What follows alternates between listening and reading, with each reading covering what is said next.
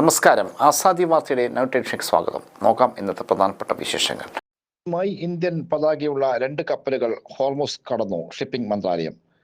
രാഹുൽ ഗാന്ധി വിളിച്ചില്ല. സീറ്റ് ചർച്ചയ്ക്കായി കെ സുധാകരൻ ഡൽഹിയിലേക്കില്ല. ഇരിക്കൂർ കുഞ്ഞാമന വധക്കേസ് പ്രതികളെ മധ്യപ്രദേശിൽ നിന്നും പിടികൂടി. വിജ്ഞാനം വികേന്ദ്രീകൃതമാകുമ്പോൾ മാത്രമേ സാമൂഹ്യനീതി ഉറപ്പാക്കാനാവൂ. മുഖ്യമന്ത്രി. മംഗലാപുരം വഴിയുള്ള ബംഗളൂരു കണ്ണൂർ ട്രെയിൻ കോഴിക്കോട്ടേക്ക്. സംസ്ഥാനത്ത് എല്ലാവർക്കും ഇനി ആരോഗ്യ പരിരക്ഷ. ഇൻഷുറൻസ് ഇല്ലാത്തവർക്കും സൗജന്യ ചികിത്സ. വിശദമായ വാർത്തകളിലേക്ക് പോകാം. കോൺഗ്രസിലെ തർക്കങ്ങൾക്കിടെ ലോക്സഭാ പ്രതിപക്ഷ നേതാവ് രാഹുൽ ഗാന്ധി തന്നെ ഡൽഹിയിലേക്ക് വിളിപ്പിച്ചിട്ടില്ലെന്ന് കെ സുധാകരൻ. ഹൈക്കമാൻഡ് തീരുമാനിക്കാത്തതും വിളിക്കാത്തതുമായ ചർച്ചയ്ക്കായി ഡൽഹിയിലേക്ക് പോകില്ലെന്ന് അദ്ദേഹം വ്യക്തമാക്കി. ഇതിനിടെ വി.ഡി. സതീശൻ തന്നെ വിളിച്ചിട്ടില്ലെന്നും സുധാകരൻ വെളിപ്പെടുത്തിയിരുന്നു. കണ്ണൂർ നിയമസഭാ മണ്ഡലത്തിൽ മത്സരിക്കണമെന്ന തൻ്റെ ആഗ്രഹം സുധാകരൻ നിരന്തരം പരസ്യമായി പ്രകടിപ്പിച്ചിരുന്നു. എന്നാൽ എം.പിമാർ നിയമസഭാ തെരഞ്ഞെടുപ്പിൽ മത്സരിക്കേണ്ടതില്ലെന്ന് പറഞ്ഞ് സുധാകരനെ വെട്ടുകയായിരുന്നു. അതേസമയം എം.പിമാരെ ഒഴിവാക്കണമെന്നത് ഹൈക്കമാൻഡിൻ്റെ തീരുമാനമല്ലെന്നും സുധാകരനെ ഒഴിവാക്കാനായി കേരളത്തിലെ ചില നേതാക്കൾ അങ്ങോട്ട് ആവശ്യപ്പെട്ടതാണെന്നുമുള്ള വിവരങ്ങളും ഇതിനിടയിൽ പുറത്തു വന്നിരുന്നു. KPCC പ്രസിഡന്റ് സ്ഥാനത്ത് നിന്ന് ആസൂത്രിതമായി സുധാകരനെ നീക്കിയ വി.ഡി. സതീശൻ തന്നെയാണ് ഇതിനും ചുക്കാൻ പിടിച്ചത്. KPCC പ്രസിഡന്റ് സണ്ണി ജോസഫും കൂട്ടുനിന്നു. ഇതിനായി എം.പിമാരും മത്സരിക്കേണ്ടതില്ലെന്ന പൊതു മാനദണ്ഡം ആദ്യമേ രൂപീകരിച്ചു.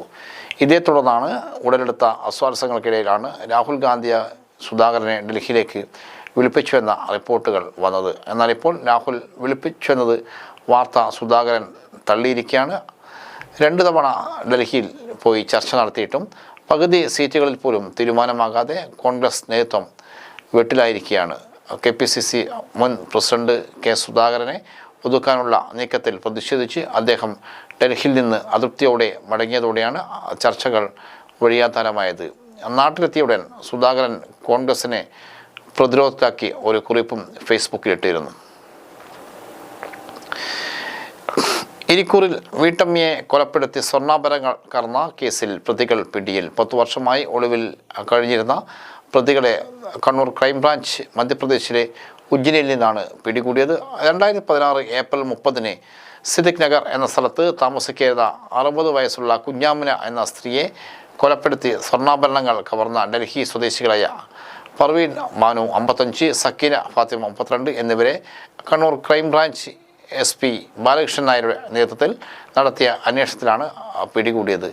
വസ്ത്രവ്യാപാരികളെന്ന വ്യാജേന യുവതിയുടെ അയൽപ്പക്കത്ത് വാടകയ്ക്ക് താമസിച്ചിരുന്ന ഇവർ കുഞ്ഞാമിനിയെ ക്രൂരമായി കൊലപ്പെടുത്തിയ ശേഷം 2.5 പവൻ മാലയും വളയും പണവും മോഷ്ടിച്ച ശേഷം കടന്നു കളയുകയായിരുന്നു.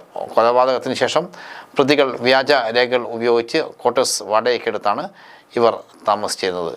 Kannur judicial first class magistrate കോടതിയിൽ ഹാജരാക്കിയ പ്രതികളെ കൂടുതൽ അന്വേഷണത്തിനായി പോലീസ് കസ്റ്റഡിയിൽ വാങ്ങും. 2016-ൽ ഇരിക്കൂറിൽ പോലീസ് രജിസ്റ്റർ ചെയ്ത കേസ് 2024-ലാണ് സംസ്ഥാന ക്രൈംബ്രാഞ്ചിന് കൈമാറിയത്. ആന്ധ്രാപ്രദേശിലെ ഓങ്കോൾ പോലീസ് സ്റ്റേഷൻ പരിധിയിൽ സമാനമായ കുറ്റകൃത്യം നടത്തി ജാമ്യത്തിലിറക്കിയ ശേഷമാണ് ഇവർ കേരളത്തിലേക്ക് എത്തിയത്. 7 ഭാഷകൾ സംസാരിക്കാൻ പ്രാവീണ്യമുള്ള ഇവർ കണ്ണൂരിനെ കൂടാതെ കേരളത്തിലെ വിവിധ ജില്ലകളിലും തെലങ്കാന, ആന്ധ്രാപ്രദേശ്, കർണാടക, തമിഴ്നാട്, ഗുജറാത്ത്, മഹാരാഷ്ട്ര, രാജസ്ഥാൻ, ഉത്തർപ്രദേശ്, മധ്യപ്രദേശ്, ഡൽഹി എന്നീ സ്ഥലങ്ങളും താമസിച്ച് വരികയായിരുന്നു.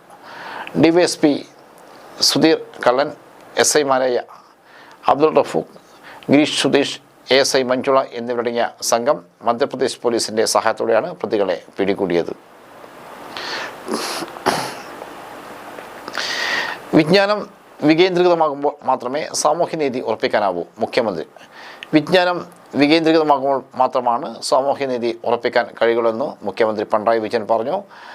കണ്ണൂർ സർവകലാശാല പാലയാട് ഡോക്ടർ ജാനകി അമ്മാൾ ക്യാമ്പസിനോട് ചേർന്ന് പൂർത്തീകരിച്ച സ്കൂൾ ഓഫ് ലീഗൽ സ്റ്റഡീസ് പഠന വകുപ്പിൻ്റെ പുതിയ കെട്ടിടത്തിൻ്റെയും വനിതാ ഹോസ്റ്റൽ 2ാം നിലയുടെയും ഉദ്ഘാടനം നിർവഹിച്ച് സംസാരിക്കുകയായിരുന്നു മുഖ്യമന്ത്രി. കണ്ണൂർ സർവകലാശാലയുടെ ചരിത്രത്തിലെ സുപ്രധാന ഘട്ടമാണിത്. ഉത്തര കേരളത്തിലെ 3 ജില്ലകളായി മൾട്ടി ക്യാമ്പസ് യൂണിവേഴ്സിറ്റി എന്ന രീതിയിൽ വിഭാവനം സ്ഥാപിച്ചതാണ് കണ്ണൂർ സർവകലാശാല. വിജ്ഞാനത്തിൻ്റെ വികേന്ദ്രീകരണമാണ് ഇതുകൊണ്ട് ഉദ്ദേശിച്ചത്. വിജ്ഞാനം വികേന്ദ്രീകൃതമാകുമ്പോൾ മാത്രമേ സാമൂഹ്യനീതി ഉറപ്പിക്കാൻ കഴിയുകയുള്ളൂ. അതുകൊണ്ട് തന്നെ കണ്ണൂർ സർവകലാശാല ഈ മുന്നേറ്റം ശക്തമാക്കേണ്ടതുണ്ട്. മുഖ്യമന്ത്രി ചൂണ്ടിക്കാട്ടി. നിയമസഭാ സ്പീക്കർ അഡ്വക്കേറ്റ് എൻ ഷംഷീർ അധ്യക്ഷത വഹിച്ചു. കെ വി സുമേഷ് MLA മുഖ്യാതിഥിയായി. ഡോക്ടർ എ അശോകൻ റിപ്പോർട്ട് അവതരിപ്പിച്ചു.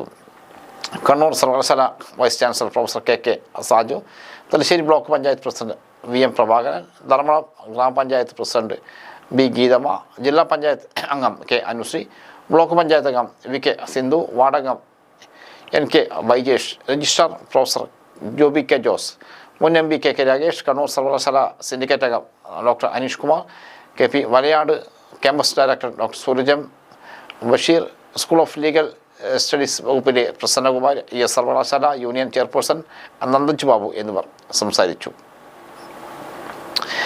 ഇരുവേരി സാമൂഹ്യ ആരോഗ്യ കേന്ദ്രത്തിൻ്റെ 5 നില കെട്ടിടം മുഖ്യമന്ത്രി ഉദ്ഘാടനം ചെയ്തു. ആരോഗ്യരംഗത്ത് ലോകം അത്ഭുതത്തോടെ നോക്കുന്ന സംസ്ഥാനമായി കേരളം മാറിയെന്ന് മുഖ്യമന്ത്രി പിണറായി വിജയൻ പറഞ്ഞു. ചക്കരക്കല്ലിൽ 20 കോടിയോളം രൂപ ചെലവഴിച്ച് നിർമ്മിച്ച ഇരുവേരി സാമൂഹ്യ ആരോഗ്യ കേന്ദ്രത്തിൻ്റെ പുതിയ കെട്ടിടം ഉദ്ഘാടനം ചെയ്ത് സംസാരിക്കുകയായിരുന്നു മുഖ്യമന്ത്രി.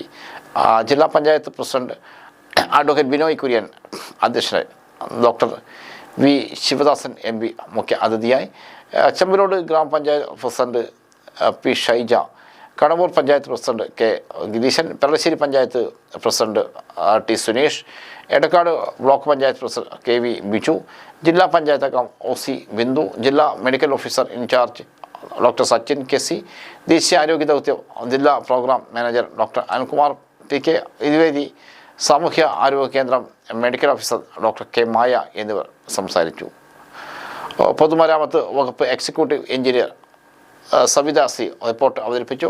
5 നിലകളുള്ള കെട്ടിടം 10.9 കോടി നബാർഡ് RIDS ഫണ്ട്, 3 ഘട്ടങ്ങളായി 7.4 കോടി രൂപ പ്ലാൻ ഫണ്ടും 1.9 കോടി രൂപയടക്കം ആകെ 20 കോടി രൂപയാണ് ഉപയോഗിച്ചാണ് നിർമ്മാണം നടത്തിയത്. X-ray unit, pharmacy, store, palliative store, oxygen room, generator room, transformer, laundry area, housing keeping area എന്നിവയും ബേസ്മെൻറ്റിൽ വിശാലമായ ambulance parking, staff general parking സൗകര്യം ഒരുക്കിയിട്ടുണ്ട്. റിസപ്ഷൻ, അത്യാഹിത വിഭാഗം, observation room, minor procedure room, physiotherapy OP, pharmacy, laboratory, NCD OP എന്നിവയാണ് ground ഫ്ലോറിൽ ഉള്ളത്. 1-ാം നിലയിൽ ജനറൽ OP, സ്പെഷ്യാലിറ്റി OP, പുരുഷ വനിതാ ഒബ്സർവേഷൻ റൂം, മതിയൂട്ടൽ മുറി, injection and procedure room, nursing station എന്നിവയും 2-ാം നിലയിൽ പുരുഷ വനിതാ ward, nursing station, dental OP, നേത്ര പരിശോധന മുറി, പാലിയേറ്റീവ് OP, ഡോക്ടർ റൂം എന്നിവയാണുള്ളത്. പശ്ചിമേഷ്യൻ സംഘർഷത്തെ തുടർന്ന് ഹോർമൂസ് കടലിടുക്കിന്റെ പടിഞ്ഞാറ് ഭാഗത്ത് കുടുങ്ങിക്കിടന്ന ഇന്ത്യൻ പതാക വെച്ച 2 കപ്പലുകൾ സുരക്ഷിതമായി പുറത്തു കടന്നു. LPG വഹിച്ചുകൊണ്ടുള്ള ശിവാലിക്, നന്ദാദേവി എന്നീ 2 ഇന്ത്യൻ കപ്പലുകളാണ് ശനിയാഴ്ച പുലർച്ചെ കടലിടുക്ക് കടന്നത്. ഷിപ്പിംഗ് മന്ത്രാലയം സ്പെഷ്യൽ സെക്രട്ടറി രാജേഷ് കുമാർ സിന്യാണ് വാർത്താസമ്മേളനത്തിൽ ഇക്കാര്യം അറിയിച്ചത്. ഏകദേശം 92,700 ടൺ LPGയാണ് ഈ കപ്പലിലുള്ളത്. ഇത് രാജ്യത്തെ പാചകവാത ക്ഷാമത്തിന് വലിയ ആശ്വാസമാകുമെന്നാണ് കേന്ദ്ര സർക്കാർ അറിയിക്കുന്നത്. ഗുജറാത്തിലെ മുദ്ര, കാണ്ഡ്ല തുറമുഖങ്ങളിലേക്കാണ് കപ്പലുകൾ വരുന്നത്. മാർച്ച് 16-നോ 17-നോ കപ്പലുകൾ ഇന്ത്യയിലെത്തും. മേഖലയിൽ യുദ്ധം ആരംഭിച്ച ശേഷം കുടുങ്ങിപ്പോയ 24 കപ്പലുകളിൽ ഉൾപ്പെട്ടവയാണിത്. ഹോർമൂസ് കടലിടുക്ക് അടച്ചതോടെ ഇന്ത്യയിലുടനീളം LPG പ്രതിസന്ധി രൂക്ഷമായി. രാജ്യത്തെ പ്രധാന നഗരങ്ങൾ ഉൾപ്പെടെ ഹോട്ടലുകളും റെസ്റ്റോറന്റുകളും അടച്ചുപൂട്ടി. പുതിയ ഗ്യാസ് സിലിണ്ടർ ബുക്ക് ചെയ്യാനുള്ള സമയപരിധി 21 ദിവസത്തിൽ നിന്നും 45 ദിവസമാക്കിയിരുന്നു. ഇതോടെ ഇന്ത്യൻ ഗ്രാമങ്ങളിലെ അടുക്കളകളിലേക്കും പ്രതിസന്ധി വ്യാപിച്ചു. കടുത്ത പ്രതിഷേധങ്ങൾ രാജ്യവ്യാപകമായി നടന്നു. സംസ്ഥാനത്ത് സാർവത്രിക ആരോഗ്യ പരിരക്ഷ നടപ്പാക്കുന്നതിന് തത്വത്തിൽ അനുമതി നൽകി ഉത്തരവ് പുറപ്പെടുവിച്ചതായി ആരോഗ്യവകുപ്പ് മന്ത്രി വീണ ജോർജ്. കാസ്പ്, കാരുണ്യ ബെനഫിറ്റ് ഫണ്ട്, മെഡിസിപ്പ്, മറ്റ് ഇൻഷുറൻസ് പദ്ധതികൾ തുടങ്ങിയവയിൽ ഉൾപ്പെടാത്ത മിസ്സിംഗ് മിഡിൽ വിഭാഗത്തിൽ കൂടി ആരോഗ്യ പരിരക്ഷ ഉറപ്പുവരുത്തുന്നതിനാണ് പദ്ധതി ആവിഷ്കരിച്ചത്. മുഖ്യമന്ത്രിയുടെ നിർദ്ദേശപ്രകാരം കഴിഞ്ഞ 1 വർഷമായി നടത്തിയ വിവിധ തലങ്ങളിലുള്ള ചർച്ചകളുടെയും പരിശോധനകളുടെയും അടിസ്ഥാനത്തിലാണ് എല്ലാവർക്കും ആരോഗ്യ പരിരക്ഷ പദ്ധതിക്ക് സർക്കാർ അംഗീകാരം നൽകിയത്. വിഷൻ 2031 അവലോകന യോഗങ്ങളും ഇത് സംബന്ധിച്ച് ചർച്ച നടത്തിയിരുന്നു. സംസ്ഥാനത്തെ കാസ്പ് പദ്ധതിയിൽ ഉൾപ്പെട്ട കുടുംബങ്ങൾക്ക് പ്രതിവർഷം 5 ലക്ഷം രൂപയുടെ ചികിത്സാ പരിരക്ഷ നൽകി വരുന്നുണ്ട്. 42 ലക്ഷം കുടുംബങ്ങൾക്കാണ് കാസ്പ് പദ്ധതി കാർഡുള്ളത്. ഇതിനു പുറമെ കാസ്പ് പദ്ധതിയിൽ ഉൾപ്പെടാതെ വാർഷിക വരുമാനം 3 ലക്ഷത്തിൽ താഴെയുള്ള കുടുംബങ്ങൾക്ക് കാരുണ്യ ബെനവലന്റ് ഫണ്ട് പദ്ധതി പ്രകാരം 2 ലക്ഷം രൂപയുടെ ചികിത്സയും വൃക്ക സംബന്ധമായ രോഗങ്ങൾക്ക് 1 ലക്ഷം രൂപ വരെ അധിക ചികിത്സ ആനുകൂല്യവും ഈ പദ്ധതി പ്രകാരം നൽകി വരുന്നുണ്ട്. സ്റ്റേറ്റ് ഹെൽത്ത് ഏജൻസിയെ തുടർ നടപടികൾ സ്വീകരിക്കാൻ ചുമതലപ്പെടുത്തിയിട്ടുണ്ട്. രാജ്യത്ത് ഏറ്റവും കൂടുതൽ സൗജന്യ ചികിത്സ നൽകുന്ന സംസ്ഥാനമാണ് കേരളം. 5 വർഷം കൊണ്ട് 8,425 കോടിയുടെ സൗജന്യ ചികിത്സയാണ് നൽകിയിട്ടുള്ളത്. ഒരു ചികിത്സാ പദ്ധതിയിലും അംഗമല്ലാത്ത ലക്ഷക്കണക്കിന് കുടുംബങ്ങൾക്ക് ഇത് ആശ്വാസമാകും. പനമ്പറ്റ UP സ്കൂൾ പുതിയ കെട്ടിടം ഉദ്ഘാടനം ചെയ്തു. മാറുന്ന ലോകത്തിനനുസരിച്ചാണ് ആധുനിക സൗകര്യങ്ങളാണ് സർക്കാർ പൊതുവിദ്യാലയങ്ങളിൽ ഏർപ്പെട്ടിട്ടുള്ളതെന്ന് മുഖ്യമന്ത്രി പിണറായി വിജയൻ പറഞ്ഞു. പനമ്പറ്റ UP സ്കൂളിന്റെ പുതിയ കെട്ടിടം ഉദ്ഘാടനം ചെയ്ത് സംസാരിക്കുകയായിരുന്നു മുഖ്യമന്ത്രി.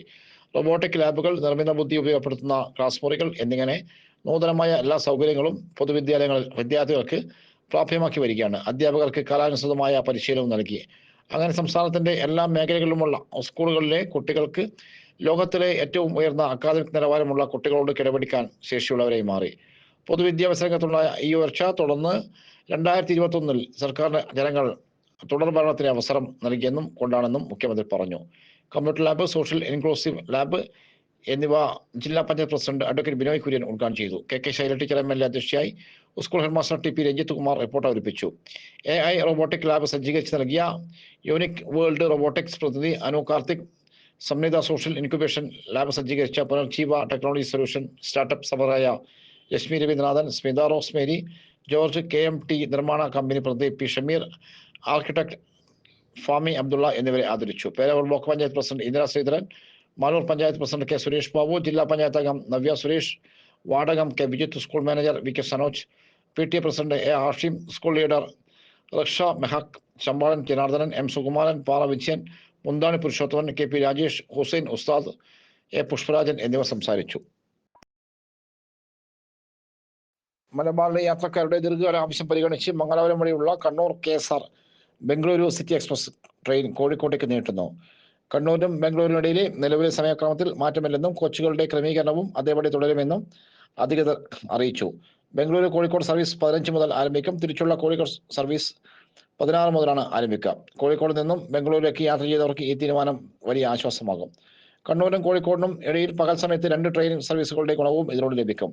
ബംഗളൂരിൽ നിന്ന് പുറപ്പെടുന്ന 16-511 നമ്പർ ട്രെയിൻ രാവിലെ 10:55 കണ്ണൂരിലെത്തും. തുടർന്ന് 11 മണിക്ക് കോഴിക്കോടേക്ക് തിരിക്കും. തലശ്ശേരി 11:20, വടകര 11:41, കൊയിലാണ്ടി 11:58 സ്റ്റേഷനുകളിൽ ട്രെയിൻ സ്റ്റോപ്പുകൾ അനുവദിച്ചിട്ടുണ്ട്. കോഴിക്കോട് നിന്ന് ബംഗളൂരിലേക്കുള്ള ട്രെയിൻ 16-512 നമ്പർ ട്രെയിൻ വൈകിട്ട് 3:30 പുറപ്പെടും. തുടർന്ന് കൊയിലാണ്ടി 3:52, വടകര 4:12, തലശ്ശേരി 4:34 എന്നിവിടങ്ങളിൽ നിന്ന് നിർത്തി വൈകിട്ട് 5 മണിക്ക് കണ്ണൂരിലെത്തും. ട്രെയിൻ കോഴിക്കോട്ടേക്ക് നീട്ടണമെന്ന് യാത്രക്കാരുടെ സംഘടനകൾ നേരത്തെ തന്നെ ആവശ്യപ്പെട്ടിരുന്നു. രാവിലെ 11 മണിയോടെ കണ്ണൂരിലെത്തുന്ന ട്രെയിൻ വൈകിട്ട് 5 വരെ അവിടെ തന്നെ നിർത്തിയിരുന്നതിന് പകരം കോഴിക്കോടേക്ക് നീട്ടിയാൽ യാത്രക്കാർക്ക് കൂടുതൽ പ്രയോജനം ലഭിക്കുമെന്ന് അവർ ചൂണ്ടിക്കാട്ടിയിരുന്നു. പുതിയ തീരുമാനം കോഴിക്കോട് കണ്ണൂർ റൂട്ടിലെ യാത്രക്കാരുടെ തിരക്ക് കുറയ്ക്കാനും ട്രെയിനിലെ ബുക്കിംഗ് വർദ്ധിപ്പിക്കാനും സഹായകരമാകുമെന്നാണ് പ്രതീക്ഷ. കണ്ണൂർ മണ്ഡലത്തിൻ്റെ ഭാവി വികസന ദിശ നിർണ്ണയിക്കുക വികസന സെമിനാർ. കണ്ണൂർ മണ്ഡലത്തിൻ്റെ ഭാവി വികസന ദിശ നിർണ്ണയിക്കാനുള്ള മണ്ഡലം വികസന സെമിനാർ സംഘടിപ്പിച്ചു. ജില്ലാ പഞ്ചായത്ത് ഹാളിൽ മുൻ മന്ത്രി EP ജയരാജൻ ഉദ്ഘാടനം ചെയ്തു. കഴിഞ്ഞ 10 വർഷത്തിനിടെ കണ്ണൂർ മണ്ഡലത്തിൽ വലിയ തോതിലുള്ള വികസന മാറ്റങ്ങളാണ് സംഭവിച്ചതെന്ന് അദ്ദേഹം പറഞ്ഞു. തീരദേശ ഹൈവേ, ഉൾനാടൻ പ്രദേശങ്ങളിലേക്കുള്ള റോഡുകൾ ഉൾപ്പെടെയുള്ള അടിസ്ഥാന സൗകര്യങ്ങൾ മെച്ചപ്പെട്ടതായും ദേശീയപാത നിർമ്മാണം പൂർത്തിയാക്കുന്നതോടെ മണ്ഡലത്തിൽ വ്യാപാര കേന്ദ്രങ്ങൾ കൂടുതൽ വളർച്ച നേരിടുമെന്നും അദ്ദേഹം സൂചിപ്പിച്ചു. രജിസ്ട്രേഷൻ, പുരാവസ്തു, പുരാരേഖ മ്യൂസിയം വകുപ്പ് മന്ത്രി രാമേന്ദ്ര കടന്നപ്പള്ളി അധ്യക്ഷനായി. മണ്ഡലത്തിൻ്റെ സമഗ്ര വികസനത്തിനുള്ള ആശയങ്ങളും പൊതുജനങ്ങളുടെ നിർദ്ദേശങ്ങളും സമാഹരിക്കുക എന്ന ലക്ഷ്യത്തോടെയാണ് നടത്തിയ ചർച്ചയിൽ ഭാവി കണ്ണൂർ മണ്ഡലത്തിൻ്റെ മുന്നേറ്റത്തിൻ്റെ പാതയിലേക്ക് നയിക്കാനുള്ള ക്രിയാത്മക നിർദ്ദേശങ്ങളാണ് ഉയർന്നത്. രാഷ്ട്രീയ, സാമൂഹ്യ, സാംസ്കാരിക, വ്യാവസായിക മേഖലകളിലെ പ്രതിനിധികൾ ചർച്ചയിൽ പങ്കാളികളായി.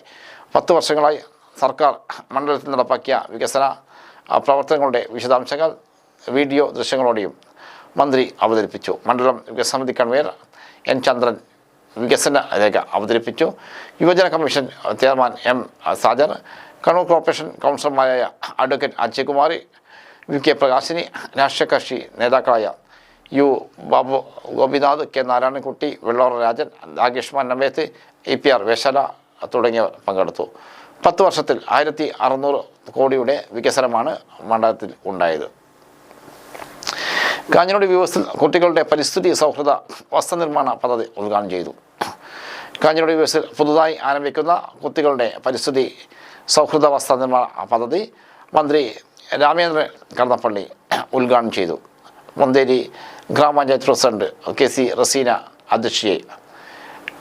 KDISCിൻ്റെ ഒരു ജില്ല ഒരു ആശയം പദ്ധതിയുടെ ഭാഗമായി പരമ്പരാഗത കൈത്തറി മേഖലയെ ശക്തിപ്പെടുത്തുന്നതിനാൽ ഉൽപ്പന്ന വൈവിധ്യവൽക്കരണവും പരിസ്ഥിതി സൗഹൃദ നിർമ്മാണ രീതികളും പ്രോത്സാഹിപ്പിക്കുന്നതിനുമാണ് പദ്ധതി ആരംഭിച്ചത്. 2.32 കോടി രൂപ ചെലവിൽ നടപ്പാക്കുന്ന പദ്ധതിയിൽ 100% ഓർഗാനിക് കോട്ടണും പ്രകൃതിദത്ത വർണ്ണങ്ങളും ഉപയോഗിച്ചാണ് പരിസ്ഥിതി സൗഹൃദ കുട്ടികളുടെ വസ്ത്രങ്ങൾ നിർമ്മിക്കുന്നത്. പദ്ധതിയുടെ പ്രവർത്തനങ്ങൾ ആരംഭിക്കുന്നതിനായി നിലവിലെ സാമ്പത്തിക വർഷത്തിൽ 75 ലക്ഷം രൂപയാണ് അനുവദിച്ചത്. KDISC member secretary doctor PV Unnikrishnan പദ്ധതി വിശദീകരിച്ചു. Kanhirode weavers president M Pavithran, secretary N Maheshan, വ്യവസായ വകുപ്പ് unit inspector K Jalaja, deputy registrar KP Girish Kumar, ജില്ലാ weavers society association secretary IP KV Santhosh Kumar, Vimal Jyothi institute of management research college assistant professor Thomas John എന്നിവർ സംസാരിച്ചു.